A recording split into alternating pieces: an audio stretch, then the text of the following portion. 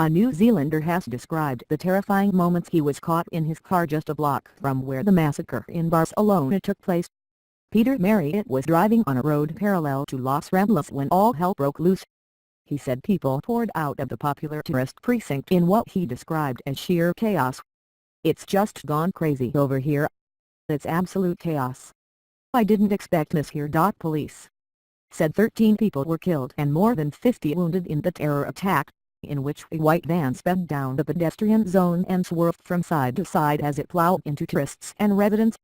Marriott was about 700 m from the attack. He didn't witness it, but he said it was too close for comfort. Police quickly swarmed into the area and the air above his home was reverberating as helicopters hovered overhead hunting for those responsible.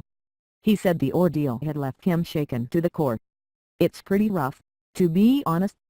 Marriott said he was now concerned for friends who had gone into the area at the time of the attack but whom he could not reach. Otago man Ian Willis was also in the area during the attack and was barricaded in a shop behind grilled bars for hours as pandemonium broke out around him. Willis, who was holidaying in Barcelona with his wife and friends, was just 100 m from the attack when he was suddenly bustled into a shop. "We were down an alleyway and then all of a sudden a lot of guys came running and they were chased by other guys. We automatically thought they were pickpockets and they were being chased, but in actual fact there was an actual terror attack up in the streets and people were running around in pandemonium trying to find different places to hide." He said the labyrinth of narrow streets around Los Ramblas immediately went into lockdown. All the shops just shut down straight away and anyone in the shops had to stay in the shops and down came the cages. You couldn't go anywhere. He said he was caught on the periphery of the carnage just 10 m from the street leading to their motel but had a 4-hour wait to get back to his accommodation. Willis said he was not with his wife at the time of the attack who was waiting back at their motel. "We'd left our phones in our rooms. We had to borrow a phone to tell them we were okay." 4 hours later, the area remained in lockdown with hundreds of police patrolling the streets.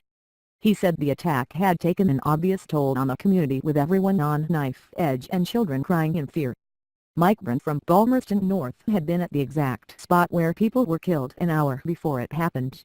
"We're lucky we had to catch a bus at a certain time, otherwise they would have stayed a bit longer." Brent, brother of Bay of Plenty Times photographer John Theron, said helicopters had been flying overhead since 5:30 am. "There are just sirens up and down the main boulevard constantly," he said. Brent said most of the shops in the area had closed and people were only being let into the area randomly. 2 men have been arrested and are being treated as terrorists, police have confirmed. The BBC said Spanish media are reporting the suspect involved in the attack has been killed in a shootout with police on the outskirts of the city.